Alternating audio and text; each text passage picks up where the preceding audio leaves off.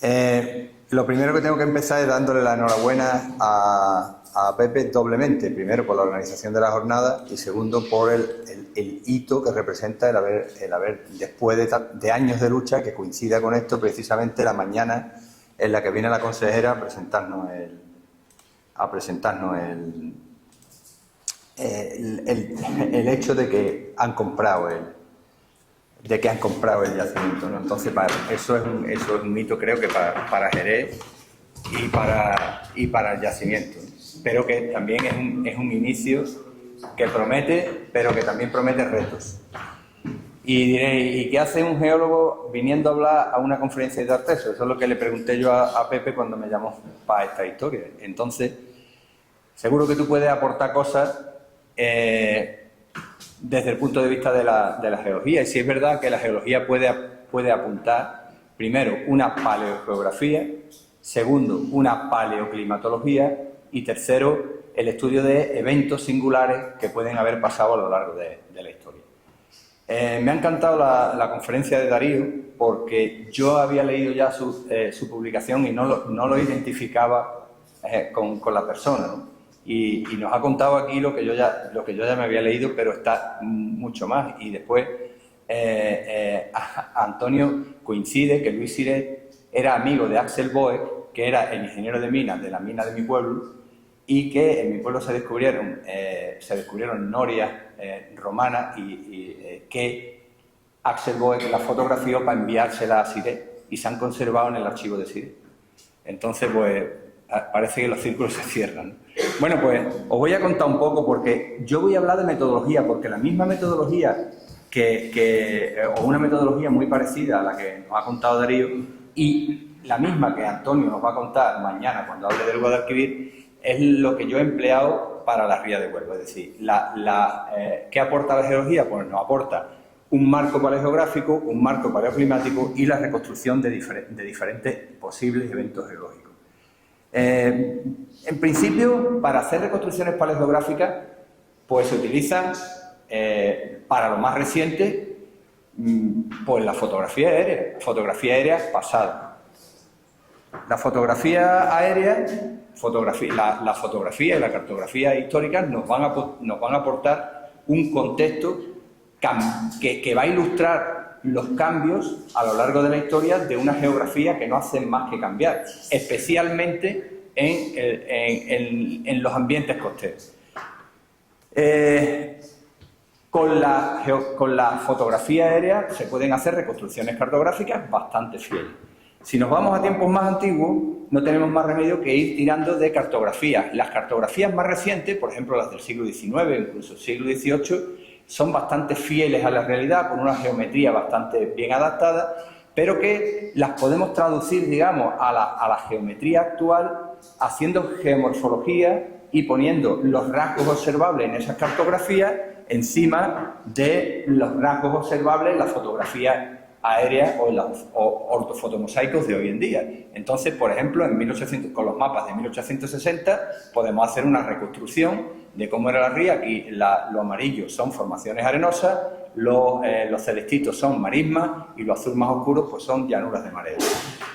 Se pueden hacer reconstrucciones bastante precisas identificando esos rasgos que se ven en la cartografía con la geomorfología. Cuando ya nos vamos a tiempos más antiguos son más difíciles. ¿Por qué? Porque la geometría de los mapas ya no se corresponde con la geometría real. Ya los mapas no tienen una geometría adaptable y deformar los mapas para adaptarlos a la geometría de la realidad, pues muchas veces no funciona porque los mapas no están en toda su extensión hechos con la misma deformación. Pero sí que podemos seguir observando rasgos, por ejemplo, en estas cartografías del siglo XVI, si se pueden observar esteros, caños mareales, islas, que sí se pueden identificar luego en la realidad, adaptando esa cartografía. Y aquí, por ejemplo, pues se observa muy bien el desarrollo de bajos arenosos, de muchos bajos arenosos y muchos canales en la desembocadura de la ría del Odiel, y esto sería una reconstrucción de la ría desde la que salió Colón, ¿no? Entonces, pues, de la ría de 1492. Pero, ¿qué pasa cuando no hay cartografía? ¿Qué pasa cuando no se puede? Estamos hablando de periodos de la historia o de la prehistoria donde no hay una cartografía. Pues entonces, si no tenemos referencias cartográficas ni fotografías, lo que queda es la geología. Y ahí es donde entra lo que yo os voy a contar. Lo primero, los geólogos partimos de que los estratos tienen una información muy valiosa. Tienen una información que nos habla de tiempos pasados. Normalmente, cuando uno habla la palabra geología, la gente identifica rápidamente millones de años. Los geólogos hablamos en millones de años. Bueno, pues la misma metodología que empleamos para los millones de años, la podemos emplear para los cientos de años o para los miles de años. Nosotros, en la Ría de Huelva, lo que hemos hecho es hacer sondeos. Sondeos igualitos que los que nos ha contado Darío. Lo único que, cuando hacemos sondeos muy profundos, de 50 a 100 metros, 30 metros, son sondeos con máquinas. Pero esos sondeos con máquinas deforman el registro, lo meten en caja y al ponerlo en caja se deforma.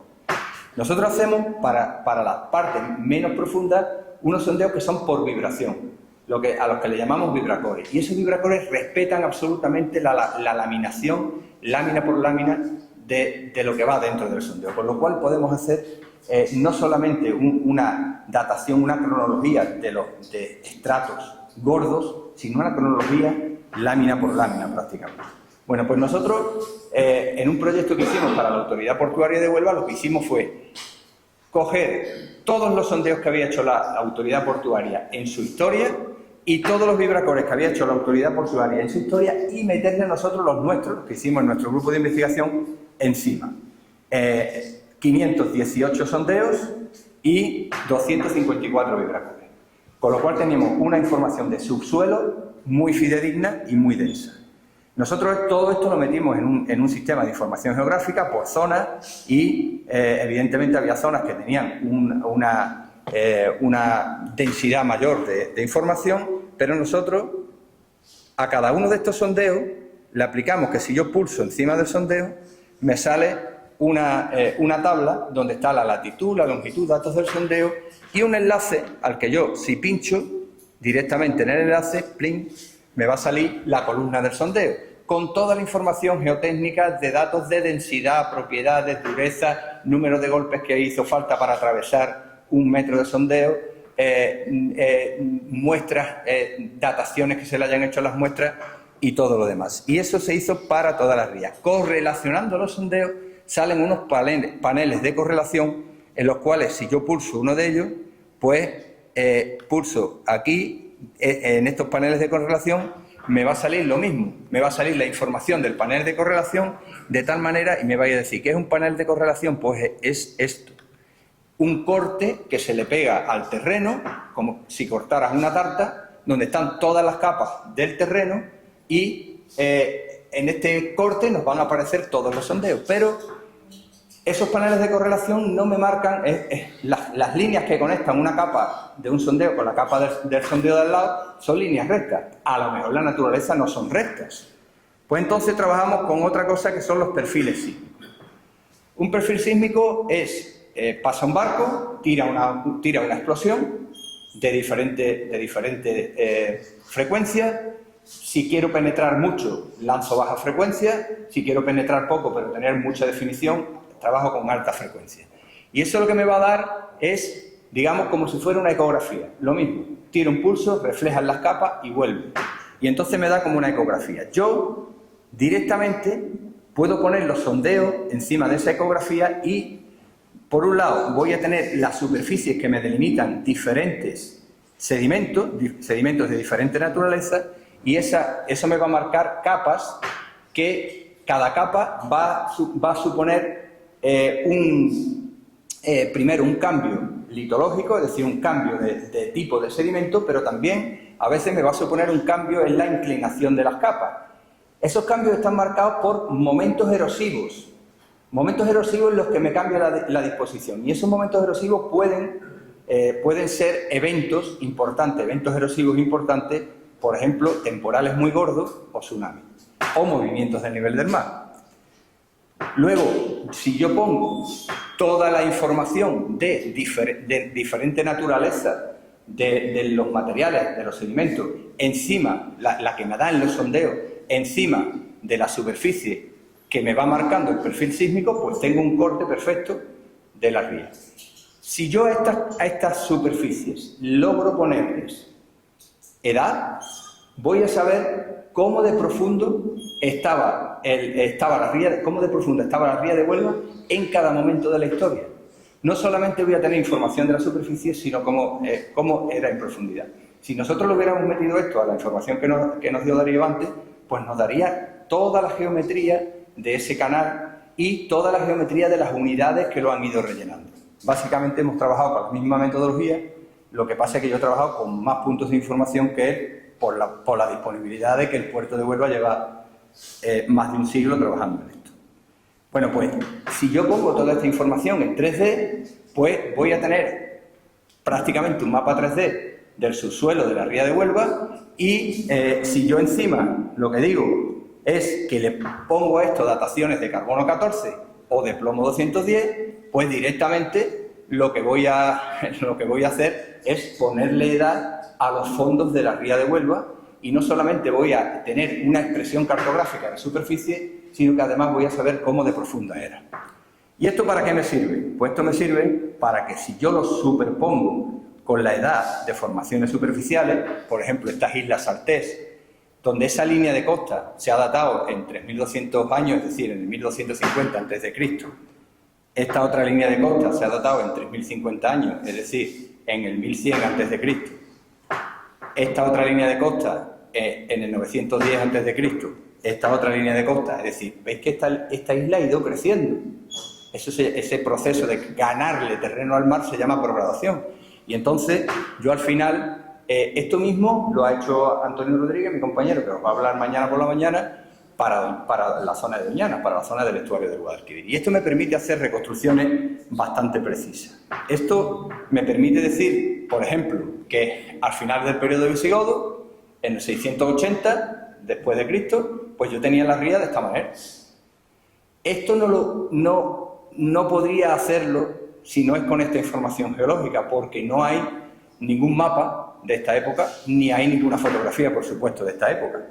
Yo esto lo puedo retrotraer a nuestra época romana.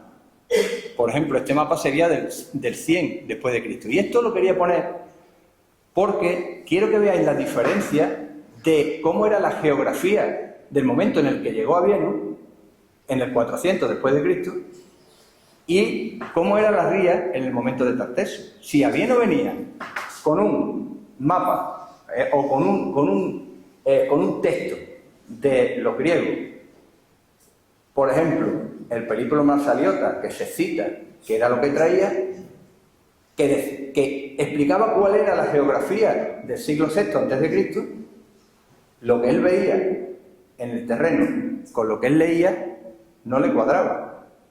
No podía cuadrarle. La geografía había cambiado. 900 años habían hecho que la costa fuera diferente.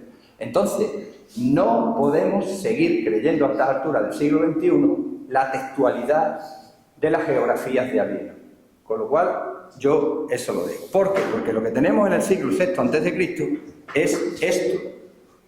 Aquí tenemos casi un lago, la ría de Huelva era casi un lago, con una profundidad de más de 10 metros. Cuando vino Avienus, 900 años después, lo que nos encontramos no es un lagos, es un palos. Es decir, terreno pantanoso, con vegetación que está casi al borde del agua y un sitio que no era navegable. Entonces, Avienus en la vida pudo haber identificado los rasgos que encontró en la desembocadura de la ría de Huelva, o los rasgos que encontró en la bahía de Cádiz, o los rasgos que encontró en el estuario del Guadalquivir, con lo que estaba leyendo en el Periplo Marsaliota. En el 1100 a.C., si nos retrotraemos, pues todavía la ría de Huelva estaba más vacía, tenía un fondo más profundo y las islas de su frente estaban mucho menos desarrolladas. Había más facilidad entonces, las mareas serían mucho mayores y había mucha más facilidad de navegación. Entonces, con esta historia lo que me vengo a referir es que tenemos que tener en cuenta una cosa que dijo Darío al principio. La geografía de hoy no es la geografía que resultó que teníamos como escenario de determinados acontecimientos históricos. Y eso tenemos que tenerlo en cuenta siempre. En el 2500, en la época del Calcolítico, pues el nivel del mar estaba llegando al momento, esto es a final del Calcolítico, estaba llegando a la posición actual. No se había construido ninguna formación arenosa, tanto la ría de Huelva como el estuario del Guadalquivir estaban vacíos. ¿Y qué pasa con el paleoclima? Pues también la geología tiene mucho que decir con el paleoclima. Antes os decía que cuando hacemos un sondeo de vibración, ese sondeo de vibración respeta las láminas. Aquí veis un sondeo de los que se han hecho en la ría de Huelva, donde las láminas veis prácticamente lámina a lámina. A esto, si le metemos una radiografía, lo podemos, en este caso es un TAC, pues me sale prácticamente lámina por lámina. Yo en la ría de Huelva tengo la suerte de que tengo una lámina de invierno, que es amarillenta o rojiza, y una lámina de verano, que es negra, porque el verano mata las algas de primavera y me deposita más materia orgánica. Por lo tanto, yo puedo contar cada pareja de láminas un año. Y el grosor de cada pareja de láminas me va a decir cuánto llovió ese año. Si un año que llueve mucho, voy a tener la lámina de limos amarillos más gruesa. Si es un año que llueve poco, voy a tener la lámina de limos amarillos más fina. Y entonces yo puedo deducir, puedo contar cada pareja de lámina y ponerle años a las láminas, y voy a poder luego establecer curvas de cambio climático. Esas curvas de cambio climático vienen a coincidir con cambios en la radiación solar. Aquí a alguien se le ocurrió, a partir de 1750, contar el número de manchas solares. Y se ve que hay una ciclicidad en el número de manchas solares. Pues esta ciclicidad no es ni más ni menos que ciclos en la radiación solar. Cuando tenemos más radiación solar, el agua del mar se calienta más, hay más nubosidad y cambian todas las franjas climáticas a nivel mundial. Estos son los que se han dado a llamar los ciclos del niño y de la niña. Pues, por ejemplo, cuando tenemos la niña, que es cuando el Pacífico está más frío, es cuando más llueve en la zona de Andalucía.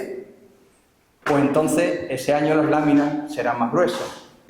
¿Qué pasa, por ejemplo, en este tramo que en este gráfico no está, que correspondería a los años actuales? Pues los años actuales veis que tenemos esa variabilidad del número de manchas solares.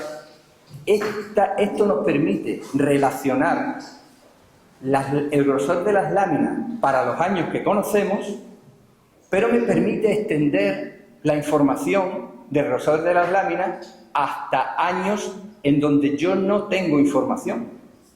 Entonces, eso me permite hacer una reconstrucción del clima, pues para los miles de años anteriores al momento actual. Otra cosa que podemos hacer es coger muestras de cada una de las láminas y hacerle isótopos de oxígeno.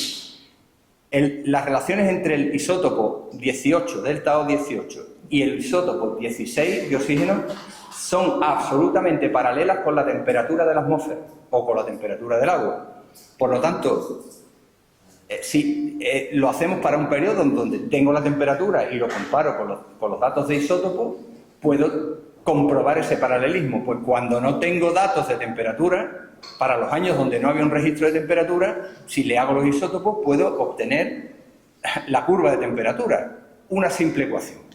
Bueno, pues entonces eso me permite hacer una reconstrucción precisa de los cambios de temperatura y de pluviosidad en el pasado.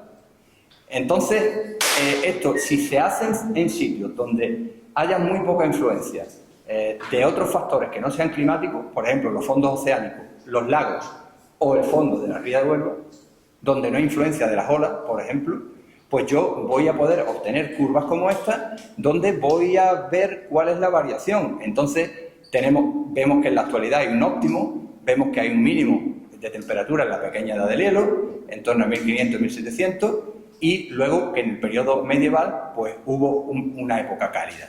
Si yo esto lo extiendo hasta épocas del pasado donde no había información climática, puedo ver qué efecto ha tenido el clima para las civilizaciones del pasado. Y fijaros, cosa curiosa, esto no es mío, esto es de un libro de dos geólogos americanos, Fijaros la relación que hay entre la temperatura de la Tierra y los acontecimientos históricos. He puesto en rojo los negativos. En rojo he puesto aquellos que coinciden con periodos climáticos donde la cosa pintaba mal. Pues ahí tenemos que el máximo medieval coincide con un desarrollo, de todo el mundo medieval, con el desarrollo del mundo árabe. Los árabes se tienen que venir al norte porque en el desierto hace mucha calor, estamos en el máximo. El colapso de la civilización maya coincide con una caída climática, una sequía. La caída del Imperio Romano coincide con un periodo frío en la zona norte. Se estaban muriendo. Dice que los bárbaros invadieron, claro. Los bárbaros invadieron porque se estaban muriendo de frío y las cosechas eran malas. Pero así. Y ahí en medio nos va a aparecer el máximo climático que corresponde a la civilización minoica y a Tartesos, y el mínimo climático que ocurrió con el colapso o la desaparición del mundo tartésico o del mundo minoico. Entonces, el clima tiene un efecto en las civilizaciones, porque el clima es el que induce las sequías, el clima es el que induce los periodos fríos, es el que induce las buenas o las malas cosechas, en definitiva, y si son buenas, las civilizaciones florecen, pero si son malas, las civilizaciones colapsan. Finalmente, la geología nos va a permitir, y yo estoy yendo como las balas, ¿no? La geología nos va a permitir la reconstrucción de eventos extremos, como los tsunamis.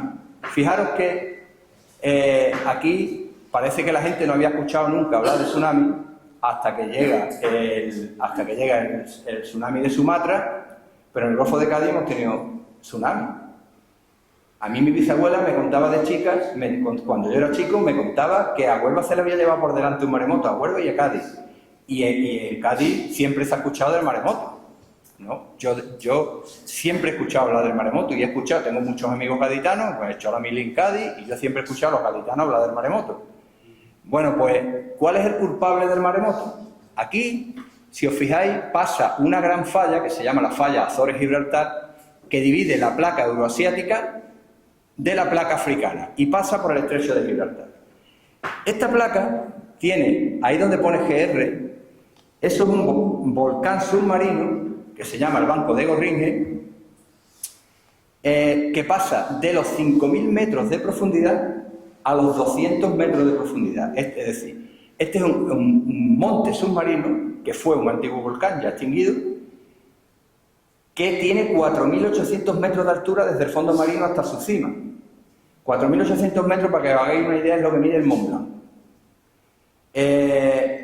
Si nosotros movemos esa falla en un terremoto, por ejemplo, vamos a poner como el terremoto de Lorca, que se movió en un segundo 10 centímetros. Si movemos todo este volcán de 4.800 metros de altura, 10 centímetros para adelante, esto va a provocar rápidamente, va a provocar una ola, ese desplazamiento del fondo oceánico, va a desplazar la masa de agua oceánica que va a generar una enorme ola que se nos va a meter en el Golfo de Cádiz.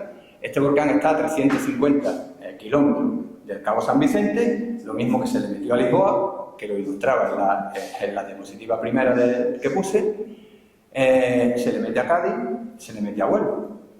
Los testimonios de las autoridades que el rey pidió en ese momento a los cabildos que le dieran informes de qué había sucedido en las diferentes ciudades, nos dan que a Huelva llegó el tsunami 40 minutos después del terremoto, a Huelva capital, a Punta Umbría, por ejemplo, que lo que había era cabañas de pescadores, o a la zona de Isla Cristina, llegó 30 minutos después del terremoto. ¿Y por qué a Huelva llegó más tarde? Porque tuvo que entrar por la ría y remontar la ría, con el consiguiente rozamiento con el fondo de la ría, donde se comportaría como una marea, y llegó a Huelva más tarde. En Cádiz, pues hay todos unos testimonios de que el alcalde pues cerró las murallas para no dejar salir a la gente que se iba a San Fernando, salvó muchas vidas. Eso ha quedado documentado, el terremoto de Lisboa ha quedado muy bien documentado porque hubo gente que lo escribió, porque hubo gente que le mandó los informes al rey. Pero hubo otros tsunamis anteriores, sí, mirad, aquí tenéis si te metes en la ría de Huelva, lo mismo ha hecho mi compañero José Manuel Gutiérrez Más o Javier Gracia en la bahía de Cádiz, pues hay eventos porque hay capas de conchas, que estas conchas no son de la bahía, no son de la ría de Huelva. Estas conchas están mezcladas, las de dentro de la ría de Huelva con las de fuera de la ría de Huelva, con las del mar abierto, con las de plataforma profunda, están todas las conchas mezcladas. Muchas de ellas están con las dos valvas porque fueron transportadas vivas. Otras de ellas están con las valvas desarticuladas porque ya estaban muertas cuando el tsunami las arrancó del fondo. Y otras de ellas sobrevivieron, estas que están aquí, sobrevivieron porque tienen la capa más fina y su longitud de transporte fue más corta, y cuando el tsunami acabó, pues salieron hacia la superficie y continuaron viviendo ahí. Este sedimento de aquí abajo es fango, el fango típico de la ría de Huelva, y que es el mismo que nos comentaba antes Darío que existía en ese canal de paso entre las dos islas gaditanas. Esto es fango también, pero esto es arena negra. Esta es la misma arena negra que en las películas de Lo Imposible o en los vídeos de Japón se ve entrando por la ría, transportando esos barcos y metiendo los barcos encima de las carreteras. Cuando la ola para, la arena se va al fondo y las conchas se van al fondo. Bueno, aquí tenéis una silla del siglo XVIII metida en medio de la capa de concha. ¿Hay tsunamis más antiguos? Sí, porque estas capas de concha se van repitiendo, cuando hacemos sondeo, se van repitiendo para lo más profundo del sondeo. Le ponemos edades estos son las que hicimos en los vibracores, los sondeos de vibración que llegan hasta los 6 y 7 metros, y también las hicimos para los sondeos más profundos. Las que hicimos para los sondeos menos profundos, para los sondeos de vibración, nos dan la del terremoto de Lisboa, uno en el 26 de enero de 1531, aquí me han desaparecido la fecha, ahí tenemos, os la digo yo, uno del 931, otra del 881 y una del año 395. Estas son las de nuestra era. De todas estas, alguien había escrito. Está dicho el día y la hora. La del 395 fue el tsunami que se echó por delante a Baelo Claudia, que destruyó Baelo Claudia. Bueno, pues estas las conocíamos ya, entonces ¿qué me aporta la geología? Pues lo mismo. Si yo tengo datos geológicos que he identificado las capas y he datado las capas que he comprobado que coinciden con tsunamis que están dichos en los documentos, vamos a hacer sondeo más profundo y me meto en los años antes de Cristo. Y entonces me doy cuenta de que tengo más capas. En la ría de Huelva me aparecen hasta 14 tsunamis y vamos a ver los datos de algunos de ellos. Fijaros que tengo ahí uno en el año 500 y pico antes de Cristo, coincidiendo con el declive de Tarteso. Tengo uno en el año 1050-1100 antes de Cristo, coincidiendo con los principios de Tarteso, pero curiosamente coincidiendo también con la fecha de la madera del hallazgo de los bronces de la ría de Huelva. Es decir, que sí, curiosamente, esa palabra orientalizante de la que Pepe abominaba al principio, decían que la hipótesis fue que las armas las trajeron a Huelva a tirarlas a la ría. O sea, en Huelva no tenemos metal, que tienen que venir de Alemania a las rías, las espadas, a tirarlas a la ría, y además tiraron las espadas y cayeron todas en el mismo sitio. Ni más para allá ni más para acá. Ni con GPS, vamos. Ni cogiendo vuelo las espadas, nada. Todas en el mismo sitio. ¿No es más fácil que con los metales que tenemos aquí las fabricábamos nosotros y las portábamos a todo el mundo? Bueno, ¿y por qué cayó el barco? ¿Y por qué se hundió ese barco ahí? Pues mirad, ¿por qué no que este tsunami lo echaba al fondo? Pero es que tenemos otro en el 2500 a.C. Este del 2500 a.C. coincide con el final del periodo calcolítico en Huelva, pero con el principio de los periodos calcolíticos, por ejemplo, de Sevilla o de Extremadura. ¿No es posible que un tsunami asustara a la gente de la costa y migraran hacia el interior? Yo ahí lo dejo.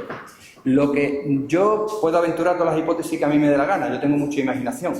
Ninguna está sustentada por datos, pero el dato es el tsunami. Es como decía antes Antonio, la imaginación es libre, pero aquí tenemos un dato. ¿Se ha puesto a alguien a pensar en el mundo de la historia ¿Cuál puede ser la influencia del clima en los acontecimientos que él tiene que interpretar de lo que está viendo arqueológicamente? ¿Cuál puede ser la... ¿Se ha puesto alguien a pensar? Esto lo hablaba yo con Martín Almagro una vez que coincidimos, que vendrá por aquí estos días.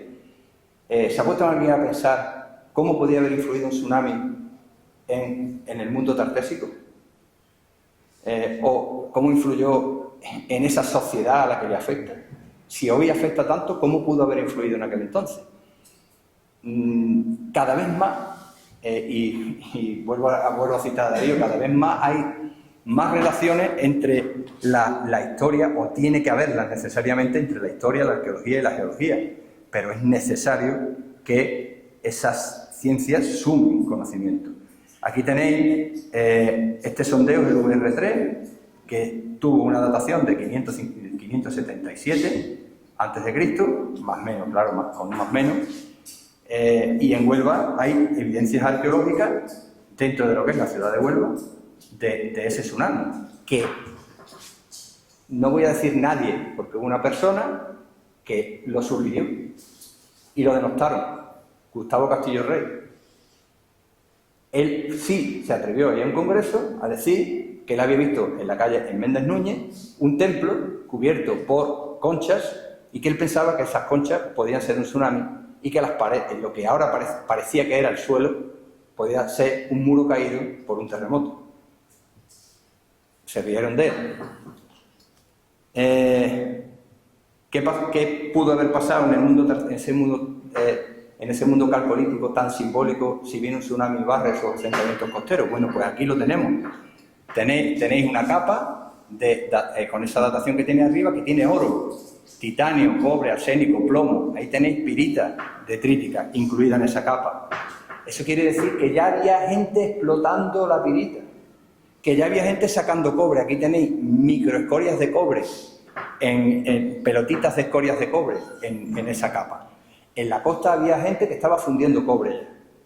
Entonces, ¿cómo podía haber influido en esas sociedades un fenómeno tan traumático como este? Pues yo ahí lo dejo. Pero lo que quiero dejaros claro es que, aunque yo mismo me planteaba o dudaba sobre el interés de mi presencia aquí, pues al final yo creo que la geología puede aportar mucha información a la historia en los periodos que no están documentados por la escritura.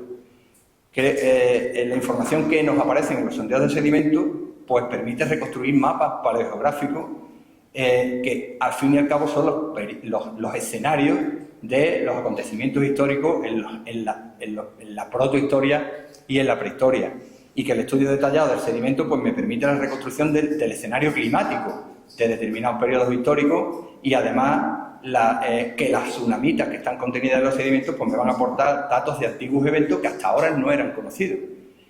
Por lo tanto, lo dejo aquí caer, que la historia, y ya está ocurriendo, ya está la disciplina geoarqueología, la historia debería tener más en cuenta la geología, sobre todo porque hay cosas que a mí me duelen mucho. Por ejemplo, que con los mapas que os va a poner mi compañero Antonio, en los que se ha invertido un montón de dinero público, para hacer reconstrucciones paleogeográficas muy precisas, pues todavía se estén utilizando para encuadrar el mundo tartésico mapas absolutamente inventados. Y incluso en la página web de la Junta de Andalucía, para encuadrar el mundo tartésico, se está poniendo el mapa de Gabala del siglo XIX, que se lo inventó, en vez de poner mapas que están documentados y publicados, llenos de datos geológicos que han costado un pastón. Pues simplemente eso. Hace falta más interacción entre nosotros. Ya está. Chimpón.